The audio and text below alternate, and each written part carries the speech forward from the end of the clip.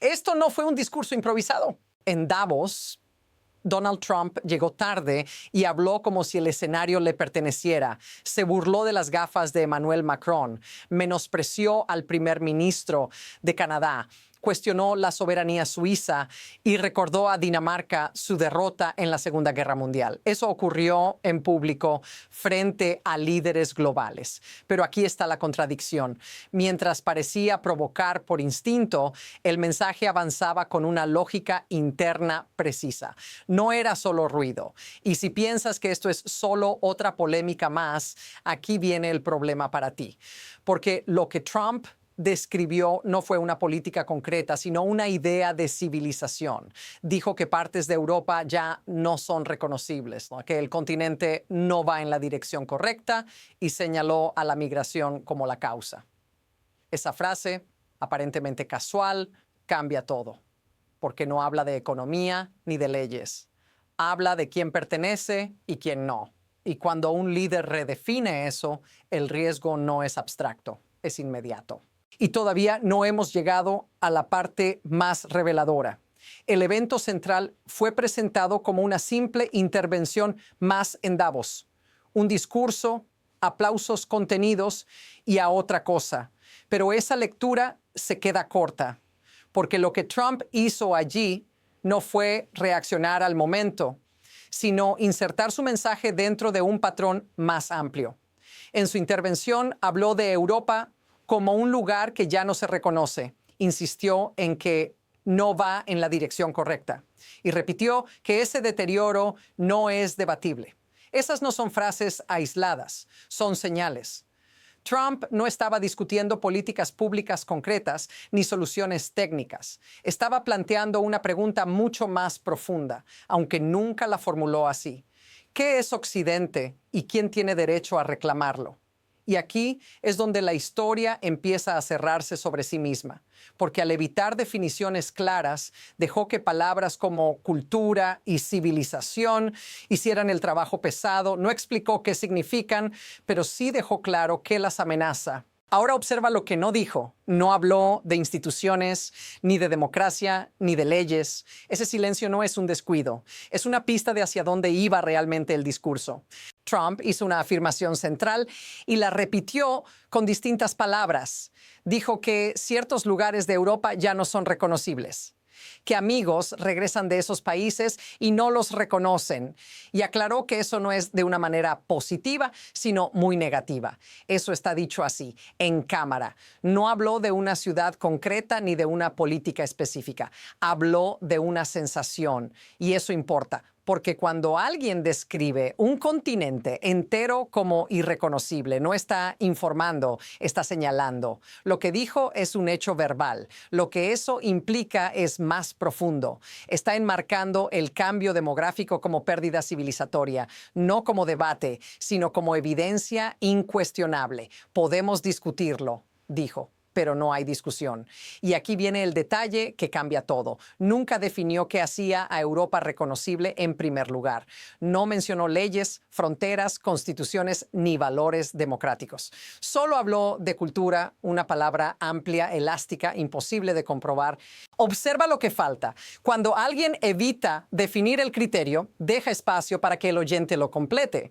Y ese espacio es donde el mensaje realmente opera. Y todavía no hemos llegado a cómo esa idea se endurece. A partir de ahí, el discurso empezó a escalar. Ya no se trataba solo de Europa. Trump pasó de describir una pérdida abstracta a explicar por qué, según él, ocurre. Dijo que la grandeza occidental no surgió de instituciones, ni de pluralismo, ni de democracia, sino de una cultura muy especial que habría llevado a la humanidad de la oscuridad a la luz. Esa frase no es decorativa, reubica el origen del poder. Si la fuerza no viene de las reglas, sino de la herencia cultural, entonces las reglas dejan de ser centrales. Este tipo de argumento no es nuevo.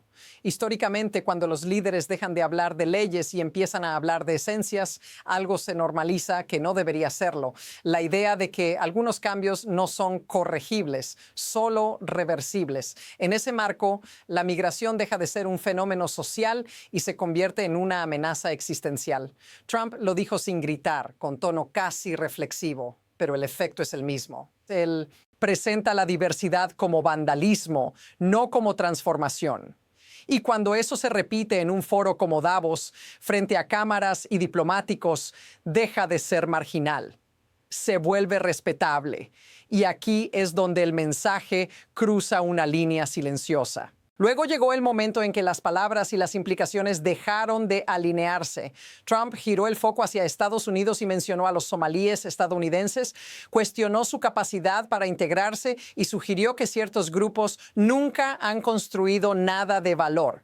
Eso no es interpretación, está en el contenido. En una sola maniobra pasó de hablar de civilización en abstracto a establecer jerarquías humanas concretas. Aquí está la contradicción clave. Mientras decía amar a Europa y desear que le vaya bien, describía a millones de personas como incompatibles con ese futuro. Decía defender Occidente, pero negaba la posibilidad de que otros pudieran formar parte de él. Esta es la línea que lo cambia todo, porque ya no se trata de proteger fronteras, sino de decidir quién merece pertenecer.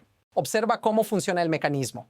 Si algunas culturas son presentadas como incapaces de crear valor, entonces excluirlas deja de parecer una elección política y empieza a parecer una necesidad moral. En ese punto, la desigualdad no es un fallo del sistema, es el diseño. Y cuando esa lógica se expone sin disimulo en un escenario global, la pregunta deja de ser qué se dijo. La pregunta es qué se habilita a continuación. Después de eso, las piezas empezaron a encajar demasiado rápido. Trump no presentó estas ideas como provocaciones aisladas, sino como conclusiones inevitables. Si la cultura es destino y no elección, entonces la prosperidad no se comparte, se hereda. Eso también está en el discurso. Dijo que el éxito occidental no podía ser adoptado por recién llegados, solo transmitido. Esa frase es clave, porque convierte la inmigración, especialmente desde fuera de Occidente, en una forma de degradación, no de integración. Y aquí ocurre algo inquietante. Políticas que antes sonaban extremas empiezan a parecer lógicas. Deportaciones masivas, asilos selectivos, privilegios basados en origen dejan de verse como excesos. Se presentan como defensa. Trump ya había insinuado esto antes, hablando de malos genes y amplificando teorías de reemplazo. En Davos lo hizo a escala global. Advirtió a Europa que si no recupera el control de su población, el declive será irreversible. No fue una amenaza explícita, fue algo más efectivo, una profecía. Y cuando un líder convierte su visión en destino, la presión para actuar se vuelve inmediata. La pregunta ahora es qué ocurre cuando otros empiezan a tomarlo en serio. La velocidad aumentó cuando el discurso dejó de ser solo retórico y empezó a conectarse con personas, nombres y poder real. La influencia de Stephen Miller, el principal ideólogo migratorio de Trump, se volvió evidente. Miller ha promovido durante años una versión simplificada de la historia occidental, una línea limpia que va de la antigüedad clásica a la América moderna, sin mezclas, sin rupturas, sin aportes externos. En Davos, esa visión apareció sin ser nombrada. La diversidad no fue presentada como resultado histórico, sino como desviación. Al mismo tiempo, estas ideas ya no circulan en los márgenes. Figuras con enorme alcance las refuerzan usando un lenguaje aparentemente racional.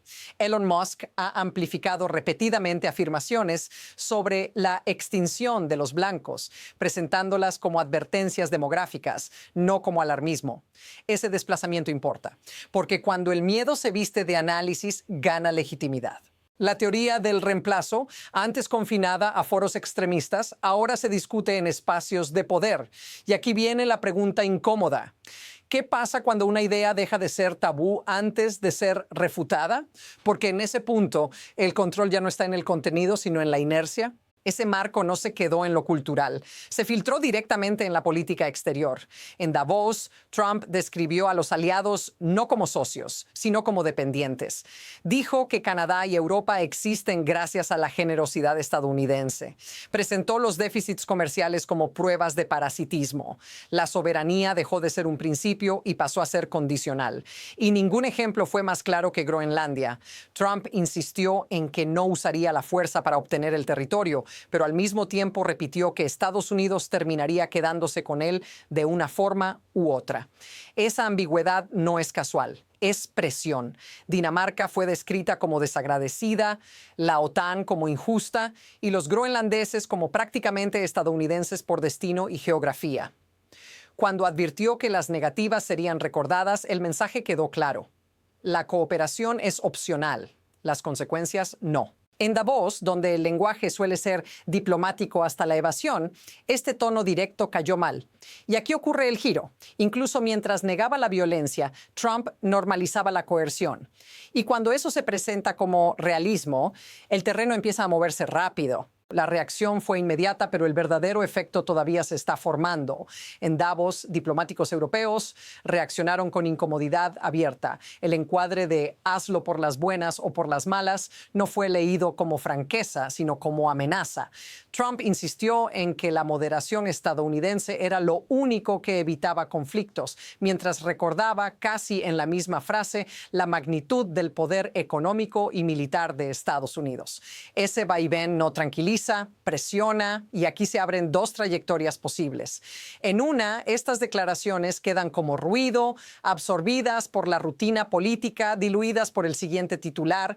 En la otra, algo distinto ocurre. Los aliados empiezan a anticiparse, a rearmarse, a replantear dependencias, no por lo que Trump hizo, sino por lo que dejó claro que está dispuesto a hacer. Ninguna de las dos rutas es segura. Ambas avanzan al mismo tiempo. Porque aunque no se anunció ninguna invasión ni se impusieron sanciones en ese momento, el movimiento ya estaba en marcha. La sensación en la sala no fue pánico. Fue cálculo. Y cuando los actores globales pasan del alivio al cálculo es porque esperan el próximo movimiento. Y ese movimiento ya se está insinuando.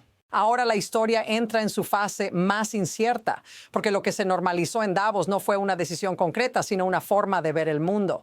Si Occidente se define como herencia racial y no como proyecto político, entonces el futuro se bifurca. En un camino, estas ideas se institucionalizan lentamente. Se traducen en políticas migratorias más duras, alianzas más frágiles y una diplomacia basada en fuerza y transacción. Nada estalla de golpe, todo se desliza. En el otro camino, la resistencia aparece antes de que la inercia sea irreversible, no como escándalo moral, sino como reconfiguración estratégica.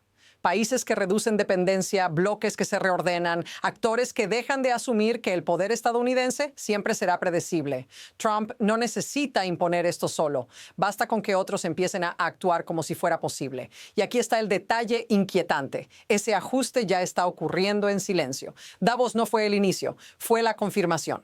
El próximo paso no requiere discursos, requiere decisiones tomadas fuera de cámara. Y cuando eso pasa, la narrativa ya no controla los hechos. Los hechos empiezan a arrastrar la narrativa. Todo esto se reduce a una sola idea que vale la pena recordar. No se trató de una provocación ni de una metedura de pata. Fue una declaración de marco. En Davos, Trump no pidió apoyo inmediato ni anunció un plan. Hizo algo más duradero. Redefinió qué significa pertenecer, quién merece protección y bajo qué condiciones se ejerce el poder. Esa es la clase de mensaje que no genera titulares explosivos, pero sí consecuencias profundas. La escena final lo resume todo. Mientras abandonaba el escenario, sin crisis inmediata, sin ruptura visible, la presencia silenciosa del asistente militar con los códigos nucleares recordaba que estas ideas no son teóricas. Tienen capacidad de ejecución. Si quieres entender hacia dónde se mueve realmente la política global, no mires solo lo que se firma. Mira lo que se normaliza. Porque lo que hoy se presenta como discurso, mañana se convierte en estructura. Y lo que venga después no se explicará solo. Aquí es donde empieza la siguiente capa.